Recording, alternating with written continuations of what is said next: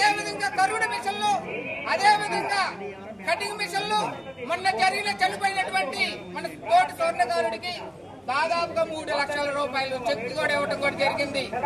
అదే విధంగా పేద స్వర్ణకారుల్లో పేద పిల్లల్ని తీసుకొని దాదాపుగా 8 నుంచి 10 మందికి కూడా ఉచిత విద్యగా ఇవ్వడం కూడా జరుగుతుంది.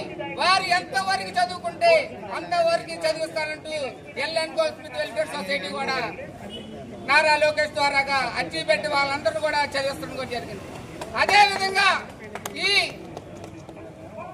నారా లోకేష్ గారి ఎల్ఎన్ గోల్డ్ వెల్ఫేర్ సొసైటీ అనే సంస్థలు పెట్టి ప్రతి స్వర్ణకారుడికి కూడా ఈ విధంగా లబ్ధి చేకూరాలనే ఆలోచనతో ఎల్ఎన్ గోల్డ్ వెల్ఫేర్ సొసైటీ పెట్టి ప్రతి స్వర్ణకారుడికి అండగా నుంచున్నారు.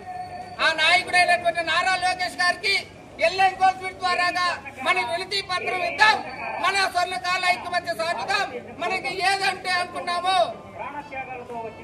మిషనరీ వ్యవస్థని రద్దు చేసే విధంగా 10 మంది వ్యవస్థ దెబ్బతింటుందని, ఆ మిషనరీ వ్యవస్థ వస్తే దాదాపుగా 600 నుంచి 1000 కుటుంబాలు కూడా రోడ్డులు పడతాయని తెలిసి ఒక వినతి పత్రం రాసి నారా లోకేష్ గారు ఇవ్వడానికి మేమందరం కూడా కంకణం కట్టుకుని ఎల్ఎన్ గోల్డ్ వెల్ఫేర్ సొసైటీకి ఈ రోజు ఇవ్వడానికి వచ్చాం.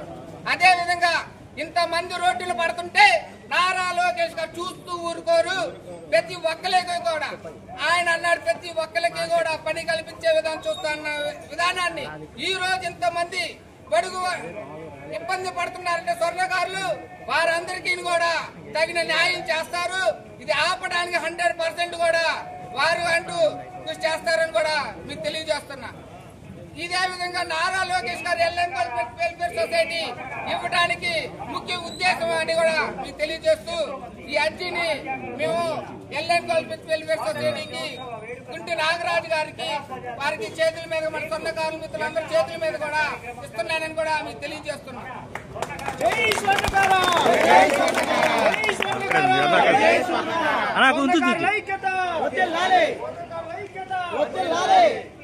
వద్దెల్లాలి స్వర్ణకారుల ఐక్యత, వద్దెల్లాలి స్వర్ణకారుల ఐక్యత, వద్దెల్లాలి స్వర్ణకారుల ఐక్యత, వద్దెల్లాలి స్వర్ణకారుల ఐక్యత, వద్దెల్లాలి స్వర్ణకారుల ఐక్యత. స్వర్ణకారుల ఐక్యత,